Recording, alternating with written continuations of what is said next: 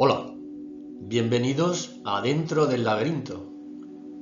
En el tercer capítulo de la serie Más allá de la alquimia vamos a hablar de la relación que hay entre la mente, la alquimia y la espiritualidad. Vamos a empezar hablando de la relación que hay entre el alquimista y lo espiritual. Y vamos a dejar para el final la relación entre la alquimia y lo mental. Como vimos en el capítulo 2, el alquimista busca el crecimiento y el desarrollo espiritual en el hombre. Las interpretaciones de los alquimistas no solo valen con respecto a las transmutaciones materiales que se operan en el laboratorio, sino que también en lo que toca a la transmutación íntima que debe cumplirse en el laboratorio de la propia naturaleza humana, es decir, en el crisol del alma. La alquimia es pues una escuela de perfeccionamiento moral, individual o colectivo. Solo para alcanzar la verdadera sabiduría, aquel que penetre en lo más hondo de su ser y efectúa allí una labor oculta de purificación. La verdadera piedra filosofal es el hombre transmutado. Para la regeneración de la materia debe antes regenerar su propia alma.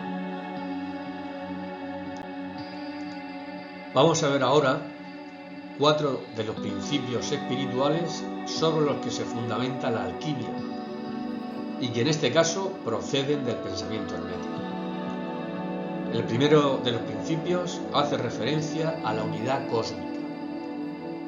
Bajo las formas de infinita diversidad con que se nos presenta la naturaleza, se oculta un solo ser, una esencia común a todo. El símbolo de esa unidad es la piedra filosofal. El segundo principio se refiere a la vida cósmica. El universo entero es un gran organismo viviente que se halla en continua evolución y transformación. Todas las cosas poseen un alma y se encuentran vinculadas entre sí. El tercer principio hace referencia al dualismo sexual. Y dice que antes de la creación Dios era hermafrodita, dividiéndose luego en dos seres de sexo opuesto. Del posterior ayuntamiento entre ellos proviene el mundo, obedeciendo todas las afinidades y antagonismos que cabe verificar en ese a la contraposición de dos principios complementarios, uno activo y masculino y otro pasivo y femenino. Aquí estamos viendo en estas imágenes el principio masculino con el sol y el hombre, representado por el sol y el hombre, el principio femenino por la luna y la mujer. En esta imagen están vestidos, aquí están desnudos y aquí están tomando un baño. Veremos el simbolismo que hay detrás de ellos al final del capítulo. Todo lo existente se divide en tres mundos: Dios, o el mundo arquetípico, la naturaleza, o el macrocosmos, y el hombre o microcosmos. Entre los tres mundos se dan correspondencias esenciales. En Dios hay tres personas. El mundo de la materia lo componen tres elementos: el azufre, el mercurio y la sal. Y el hombre está integrado por cuerpo, alma y espíritu. Para conocer la relación entre la mente y la alquimia, vamos a empezar por hablar de la evolución del ser humano. Estamos viendo en la diapositiva cómo ha ido evolucionando físicamente desde hace 4 millones de años aproximadamente con el Australopithecus africanus hasta el Homo sapiens sapiens hace aproximadamente 100.000 años. Entonces podemos ver que con claridad el cuerpo ha ido cambiando desde hace 4 millones de años y con él el cerebro, el volumen del cerebro de un Australopithecus era de 450 centímetros cúbicos y ha pasado a ser de 1600 centímetros cúbicos en el ser humano moderno. Quiere decir eso que ha habido un cambio tanto físico como en el cerebro. El cerebro también ha ido creciendo. Esto se entiende con facilidad, pero nos cuesta más trabajo entender que ha habido también un cambio y una evolución en la mente. Eso implica que ha habido una evolución en la consciencia del ser humano, tanto a nivel individual como colectivo. Cuando digo consciencia, me refiero al conocimiento que el individuo tiene de sí mismo, de sus actos y reflexiones, que evidentemente no podría ser igual en un Homo erectus de hace 1,5 millones de años que en un hombre moderno. Entre hace aproximadamente 2,5 millones de años y 200.000 años, el individuo está dominado por sensaciones e instintos y no tiene un yo diferenciado. Estaríamos hablando en ese tiempo del Homo habilis o del Homo erectus. Si hacemos una comparación con un niño de 0 a 6 meses actual, pues estaríamos en una etapa muy parecida, porque se entiende que de 0 a 6 meses el niño está dominada su mente por sensaciones e impulsos. Entre 200.000 y 10.000 años aparece el pensamiento mágico y aparecen por tanto tribus étnicas con parentesco. Estamos hablando ya de sociedades hortícolas en las que se produce el animismo, los rituales mágicos y las primeras deidades femeninas. Eso equivaldría a la etapa entre los 6 meses y los 2 años de un niño actual. Entre los 10.000 y los 1.000 años se produce el paso de una sociedad hortícola a una agraria. Es la época de los grandes imperios y aparecen los mitos. Muy importante, los mitos. La vida social está marcada por la ley, el orden y la culpa. Y aparecen las deidades masculinas y las grandes religiones. Esa época sería equivalente en el desarrollo de la conciencia individual a la de un niño que tenga entre 3 y 7 años. Si nos paramos un momento a pensar, pues podemos ver que un niño de entre 3 y 7 años funciona con un pensamiento mítico, ¿verdad? Por ejemplo, si vosotros tratáis de hacer entender que no pueden ser que los Reyes Magos estén en todas partes a la vez, ellos te van a razonar perfectamente y te van a decir que claro que pueden, porque son mágicos, y como son mágicos, pueden estar en todas partes a la vez. Desde hace 1000 años hasta ahora, aparece el estadio racional y aparece el ego individualizado y autoconsciente. Emerge el pensamiento abstracto y el dualismo, la conciencia racional y autónoma. Eso equivaldría en el desarrollo de la conciencia individual a la etapa entre los 7 y los 21 años, donde ya estamos hablando del yo racional en niveles temprano, medio y alto. Eso requiere superar la conciencia mítica y hay una capacidad de pensar abstracta. La conciencia autónoma está marcada por la racionalidad. La evolución de la mente no acabará con el pensamiento racional, sino que irá mucho más allá según los entendidos y aparecerá un yo integrado, o ya ha aparecido un yo integrado, en el que en esa etapa se superarán las rígidas ideologías, habrá interés y preocupación por otras personas y eso dará lugar a personas más tolerantes, solidarias, compasivas, afectuosas y menos agresivas y menos temerosas. No quiere decir con esto que una etapa termine y empiece otra, sino que una etapa termina y la siguiente empieza sobre la anterior, de tal manera que la supera y la integra. Los mitos no solo no han desaparecido, sino que están integrados en nuestra mente racional. Tened cuidado, porque a poco que observéis, os podéis encontrar un mito navegando en vuestra mente. Siguiendo con la evolución, llegaremos a los estados transpersonales, que se caracterizan por una emergencia del testigo interior, un desarrollo de la percepción extrasensorial, la superación del dualismo y la liberación del propio ego. Llegados a este punto, no me resisto a leer esta frase de Joseph Campbell, en la que nos viene a decir que en nuestro mundo racional el mito no ha desaparecido y su estructura sigue presente en nuestra mente. El mito es la secreta abertura por la que las energías inagotables del cosmos se vierten hasta cuajar en la manifestación cultural humana.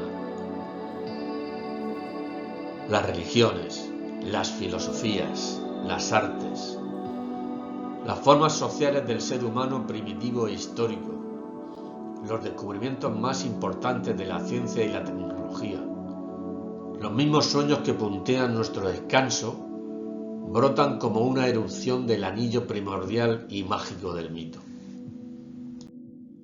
Hemos hablado de la mente y de su evolución, pero ¿qué es la mente? ¿Y qué es la psique? Vamos a verlo. La mente es el conjunto de capacidades cognitivas que engloban procesos como la percepción, el pensamiento, la conciencia, la memoria y la imaginación. La mente es concebida o tratada por tres tipos de procesos: los conscientes, los inconscientes y los procedimentales. Y la psique es el conjunto de las capacidades humanas de un individuo que abarca los procesos conscientes e inconscientes.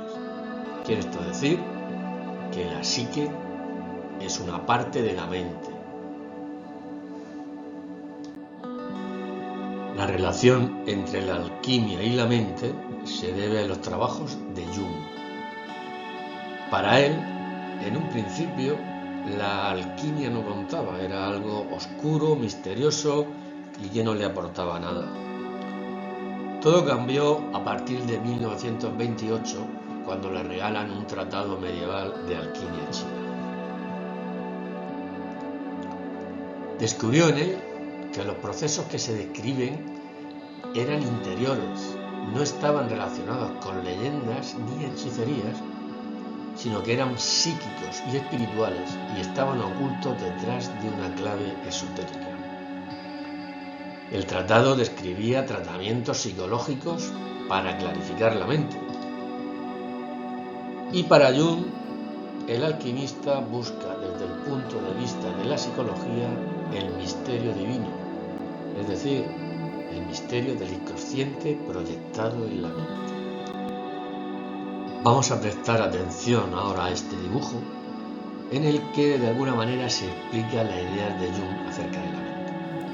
Para él, la mente se dividía en tres partes: la mente consciente, que estaría formada por la parte conocida, la parte que nosotros conocemos de nuestra propia mente, y la mente inconsciente. La mente inconsciente sería la parte oculta. Si miramos el dibujo del iceberg, lo que hay debajo del agua sería todo el inconsciente. Y lo que hay por encima sería lo que nosotros conocemos, la parte consciente. Esa parte inconsciente vemos que es mucho mayor que la consciente, es decir, lo que desconocemos de nosotros mismos es mayor que lo que conocemos. Y esa parte desconocida está formada por la mente inconsciente o el inconsciente personal y el inconsciente colectivo. Vamos a ver qué es cada una de esas cosas. En primer lugar, el ego. El ego formaría parte de toda esta estructura consciente de la mente. Y es la estancia psíquica que engloba el conjunto de ideas, creencias, pensamientos, sentimientos y percepciones conscientes con los que nos identificamos. Esto es, la concepción que tenemos acerca de nosotros mismos y que otorga al sujeto la conciencia de existir y el sentimiento de identidad personal. Es decir, lo que nosotros sabemos de nosotros mismos está aquí arriba. Sería la parte alta del iceberg.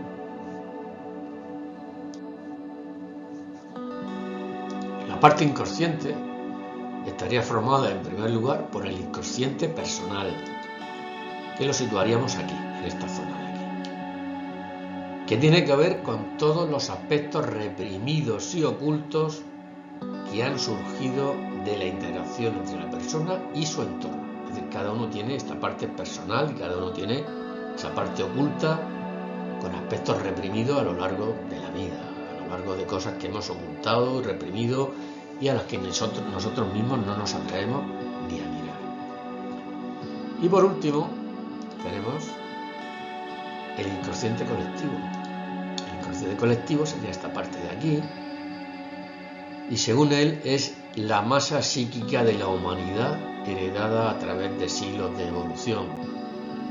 Contiene elementos históricos y colectivos e incluye estructuras psicológicas heredadas y construidas socialmente llamadas arquetipos. Esta parte del inconsciente colectivo corresponde a toda una masa psíquica de la humanidad heredada a través de siglos de evolución y a la que el ser humano, la mente del ser humano, tiene acceso por pertenecer a la raza humana. La sombra es uno de los arquetipos más importantes y representa el polo opuesto de la persona, a saber, el conjunto de rasgos, creencias y actitudes que el ego no reconoce como propios y por tanto esconde tanto de sí mismo como de cara al público. La sombra se oculta siempre detrás de una máscara. Vamos a ver qué significa esto. A los minerales y a las plantas no se les supone vida anímica. Los animales tienen circuitos y estructuras neurológicas que pueden generar conciencia, pero los humanos nos cuesta interpretar lo que sienten. De alguna manera, los animales, en mayor o menor medida, funcionan por el instinto. Sin embargo, los humanos tenemos una vida anímica compleja y podemos adoptar roles diferentes según dónde estemos. Por ejemplo, no nos comportamos igual delante del jefe que cuando estamos con un amigo. Digamos entonces que usamos máscaras que nos permiten adaptarnos a diferentes situaciones sociales. Es un mecanismo de defensa para evitar que nos dañen en aquellos aspectos en los que nos sentimos más vulnerables. La máscara nos permite esconder las emociones y sentimientos internos que pueden pasar a formar parte de ese inconsciente personal oculto, es decir, de la sombra, o dicho de otra manera, del opuesto. La sombra, por tanto, el inconsciente y el ego o consciente representan una dualidad. Llegados a este punto, podemos establecer un paralelismo con la alquimia. Recordemos, el sol y la luna, lo masculino y lo femenino, el hombre y la mujer, para los alquimistas, polos opuestos de una misma cosa. Recordemos que el rey representaba la unión de los opuestos. El alquimista, por tanto, buscaba volver a la unidad, tanto en lo físico como en lo espiritual, como en lo mental. Aquí tendríamos esos dos polos opuestos, el consciente y el inconsciente. Y el trabajo del alquimista consistía, por tanto, en encontrar la parte inconsciente y hacerla consciente. Eso sería su rebis, la unión de los opuestos. Vitriol son las siglas que corresponden a esta frase en latín. La traducción de esa frase viene a decir visita el interior de la tierra y purificando encontrarás la piedra oculta. Es una frase alquimista. Nosotros, al leer esta frase, pues, ¿qué entendemos? Visita el interior de la tierra, es decir, entra en una mina y purificando.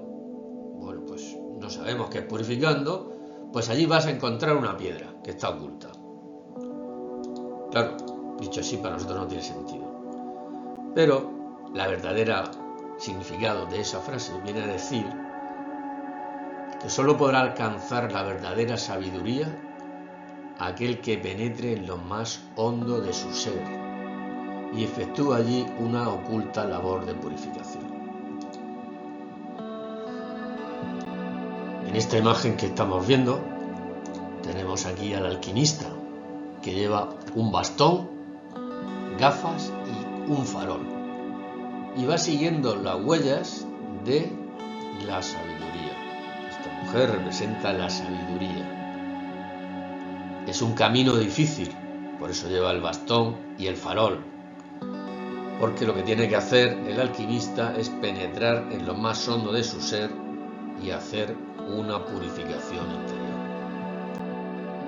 Para Jung, los opuestos están representados por el ego o consciente y por la sombra o inconsciente. El proceso de individuación consiste en llevar al yo consciente la sombra, es decir, la carga de miedos, frustraciones y culpas en un intento de llevar al individuo a un conocimiento más profundo de sí mismo. Todo eso acabaría en lo que se llama la función trascendente. En la psicología de Jung, la función trascendente representa la transmutación de la cualidad psíquica del individuo que le permite llevar su potencia mental a niveles superiores. Vamos a aclarar el término trascendente porque puede llevar a errores. No hay nada misterioso o metafísico en el término función trascendente. Significa una función psicológica comparable a su manera a la función matemática del mismo nombre, que es una función de números reales e imaginarios. La función trascendente psicológica surge de la unión de los contenidos conscientes e inconscientes. Las imágenes corresponden al Rosarium Philosophorum, un libro de alquimia, y en ellas Jung vio un paralelismo con el proceso de individuación. Vamos a ver cuál es ese paralelismo. En esta primera figura aparecen el Sol y la Luna, es decir, los opuestos, el hombre y la mujer, y están vestidos. Si observamos, se están dando la mano izquierda y en la mano derecha sostienen una rama con 2 flores cada una. La pareja está de pie sobre el Sol y la Luna. El encuentro se produce a distancia. Las dos figuras se tienden mutuamente la mano izquierda, lo que difícilmente puede ser fortuito, pues es contrario al uso común. El lado izquierdo es el oscuro inconsciente. A la izquierda significa desfavorable e infausto.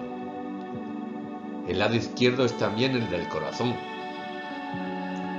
de donde no solo proviene el amor, sino también los malos pensamientos, es decir, las contradicciones morales de la naturaleza humana, que en ninguna parte se manifiestan de modo más patente que en la vida afectiva. Las ramas sostenidas por las manos llevan 2 flores cada una. Esto representa a los 2 elementos activos, fuego y aire, y a los 2 pasivos, agua y tierra. La quinta flor llega desde arriba y puede representar a la quinta esencia. La lleva en el pico la paloma, es decir, el Espíritu Santo. En la segunda imagen vemos que están desnudos, es decir, el velo vergonzoso ha caído. El hombre y la mujer se enfrentan de modo abierto y natural. ya no están cogidos por la mano izquierda. La mano izquierda de la luna y la mano derecha del sol sostienen las ramas y tocan las flores. Las manos de ambos solo se hallan relacionadas mediante el símbolo unificador. Esta simplificación se ha llevado a cabo debido a que dos elementos se unieron, probablemente los contrapuestos. Por tanto, conforme con la doctrina alquimista, cada elemento contiene en su interior a su contrario. El hombre aparece tal como es y muestra aquello que antes estaba oculto bajo la sombra. El reconocimiento de la sombra predispone a la modestia y hasta el temor de la esencia insondable del ser humano.